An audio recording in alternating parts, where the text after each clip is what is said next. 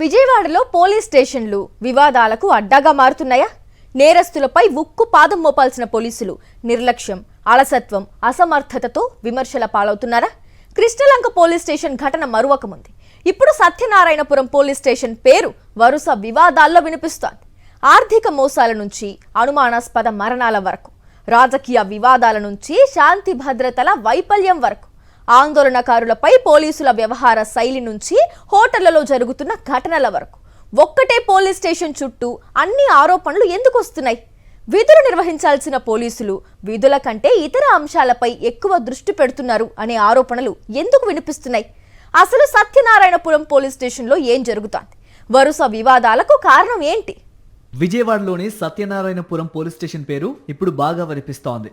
యూపెక్స్ కుంభకోణంతో మార్మోగిన Satyanarayanapuram station పేరు అప్పటి నుంచి ఇప్పటి వరకు వార్తల్లో నిలుస్తూనే ఉంది. ప్రస్తుతం మాషా అల్లా పేరుతో జరిగిన కుంభకోణంతో మరోసారి సత్యనారాయణపురం పోలీస్ స్టేషన్ పేరు హైలైట్ అయింది. ఇదిగో ఇక్కడ ఫోటోలో కనిపిస్తున్న ఇతను పసుపులేటి అంకుశం, మాషా అల్లా సంస్థ ఎండే. స్క్రబ్ల తయారీ పేరుతో అంకుశం మోసం చేశాడని సత్యనారాయణపురం స్టేషన్కు బాధితులు క్యూ కట్టారు. తమకు న్యాయం చేయాలని పోలీస్ స్టేషన్కు వెళ్లిన బాధితులకు అక్కడి పోలీసులు వ్యవహరించిన తీరు ఆగ్రహం తెప్పించింది. చివరికి విజయవాడ సిపి రాజశేఖర్ బాబు మాషా అల్లా కుంభకోణంపై సిట్ను ఏర్పాటు చేసిన తర్వాత పసుపులేటి అంకుశం నేరుగా కోర్టులో లొంగిపోయాడు తప్ప పోలీసులు అతన్ని అదుపులోకి తీసుకోలేకపోయారు. కోర్టు నుండి బయటకు వచ్చిన అంకుశం అన్ని విషయాలు సత్యనారాయణపురం సిఐకి తెలుసనడం అనేక అనుమానాలకు తావిచ్చింది. అంకుశం ఫోన్ ఆన్లోనే ఉన్న వాట్సాప్ మెసేజ్లు చూస్తున్నాడని తెలిసినా అతన్ని పట్టుకోవడంలో పోలీసులు కనీస ప్రయత్నం కూడా చేయలేదని బాధితులు ఆరోపిస్తున్నారు. సిఐ గారి ఆఫీస్ దగ్గరికి ఒక 200 మందిని బాధితులు వెళ్ళాము. సిఐ గారు మా మీద ఎటువంటి కూడా చిన్నగా చేద్దాం అన్నట్టుగా ఉన్నారు. పోలీస్ స్టేషన్లో అసలు ఎంత కూడా రెస్పాన్స్ ఇవ్వట్లేదు. కస్టమర్లు అంటే ఏదో వాళ్ళకి నవ్వుతా చెతురుగా ఉంది. వాళ్ళు ఏదో మేము ఖైదీలు అన్నట్టుగా ఇంట్రాగేట్ చేసినట్టుగా గంట కూర్చోబెడుతున్నారు ఒక్కొక్కరిని. నిన్న మొత్తం మీద విజయనగరం నుంచి కానీ, కడప నుంచి కానీ, కర్నూలు నుంచి కానీ, వరంగల్ నుంచి కానీ, హైదరాబాద్ నుంచి కానీ, మహబూబాబాద్ నుంచి కానీ, ఎక్కడెక్కడి నుంచి వచ్చిన వాళ్ళు అటు విజయనగరం కానీ, కొత్తూరు తాడేపల్లిగూడెం నుంచి కానీ వచ్చిన వాళ్ళందరూ మొత్తం మీద కూడా నిన్న 6గురిదే స్టేట్మెంట్ తీసుకున్నారు. ఇదే సత్యనారాయణపురం పోలీస్ స్టేషన్ పరిధిలో ఈ ఏడాది ఫిబ్రవరిలో నాగ మహేష్ అనే వ్యక్తి ఆత్మహత్య చేసుకున్నాడని కేసు నమోదు చేశారు పోలీసులు.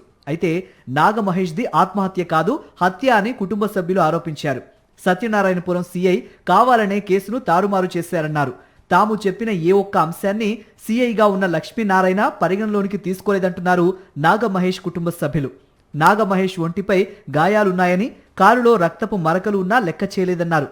కేసును ఉద్దేశపూర్వకంగానే నీరు గారుస్తున్నారని, అందుకే కోర్టులో పిటిషన్ వేసి న్యాయ పోరాటం చేస్తున్నామని తెలిపారు. మా తమ్ముడు అసలు అన్ని దెబ్బలు తగిలాయంటే అన్ని దెబ్బలు ఎలా తగులుతాయి? ఫస్ట్ మేము అడిగిన క్వశ్చన్స్ ఏంటి సార్, అన్ని దెబ్బలు ఎలా తగులుతాయి, ఎవరు కొట్టారు, ఎప్పుడు కొట్టారు, అసలు ఏం జరిగింది, మధ్యాహ్నం 3:30 నుంచి వాడి ఫోన్లో ఎలాంటి ఫోన్స్ అవుట్ గోయింగ్ ఇన్కమింగ్ లేవంటే ఏం జరిగింది అని చెప్పి మేము అడుగుతున్నాం. మేము అడిగే లాజిక్స్ అన్నిటికీ ఆన్సర్ చెప్పలేక, వాళ్ళ దగ్గర సమాధానం లేక, మా తమ్ముడు చెడ్డవాడంటూ, మా తమ్ముడికి అవి చిట్స్ అనేవి అప్పులు కాదు. కాల్ డేటా, సీసీటీవీ ఫుటేజ్ ఈ రెండు కూడా తీసి చూపించడానికి ఏమవుతుంది సార్? కాల్ డేటా ఎందుకు అడుగుతున్నామంటే మా బ్రదర్ కాల్ చేసినప్పుడు అక్కడ నేను బయటకు వచ్చాను, డబ్బుల కోసం వచ్చాను అని చెప్పి అంటే ఎవరో మనిషి బయటికి వెళ్ళినప్పుడు ఒక పర్సన్ కాల్ చేసి వాళ్ళు రమ్మంటేనే కదా సార్ వెళ్తారు. సో అది కూడా ఇవ్వాలి కదా. సో కాల్ డేటా అనేది కూడా లేదు. విజయవాడ కేంద్రంగా ఉండే ధర్నా చౌక్ సత్యనారాయణపురం పోలీస్ స్టేషన్ పరిధిలోకి వస్తుంది. అంగన్వాడీల 42 గంటల దీక్షల సందర్భంగా అర్ధరాత్రి పూట పోలీసులు అత్యంత పాశవికంగా అంగన్వాడీలను ఈడ్చిపాడేశారు.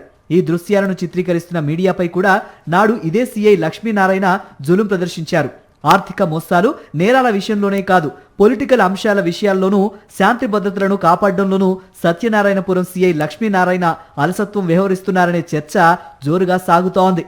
మొన్నటికి మొన్న డిఎస్సీ అక్రమాలపై సిబిఐ విచారణ జరిపించాలని డిమాండ్ చేస్తూ వైఎస్ఆర్సీపీ నేతలు చేపట్టిన నిరాహార దీక్ష శిబిరంపై టీడీపీ నేతలు దాడి చేస్తారనే సమాచారంతో గంట ముందుగానే సిఐ లక్ష్మీనారాయణకు మాజీ ఎమ్మెల్యే మల్లాది విష్ణు చెప్పినా ప్రొటెక్షన్ కల్పించలేదు. టీడీపీ శ్రేణులు ఎంతటి విధ్వంసం సృష్టించారో మొత్తం రాష్ట్రం చూసింది.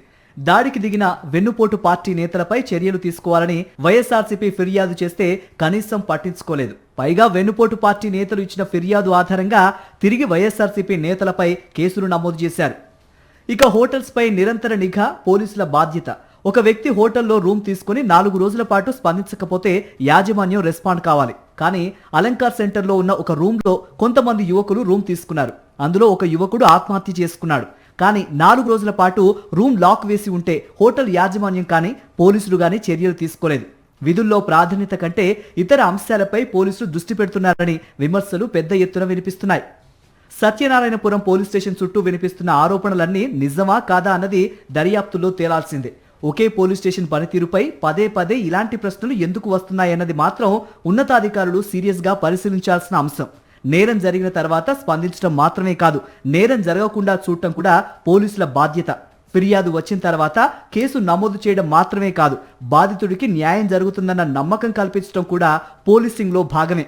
పోలీసులపై ప్రజలకు నమ్మకం ఉంటేనే శాంతి భద్రతలు బలంగా ఉంటాయి. సత్యనారాయణపురం పోలీస్ స్టేషన్ చుట్టూ ముసురుకున్న ఈ వివాదాలకు ఇకనైనా పోలీస్ స్టాప్ పడుతుందా లేక మరో వివాదం తెరపైకి వస్తుందా అన్నది వేచి చూడాల్సిందే.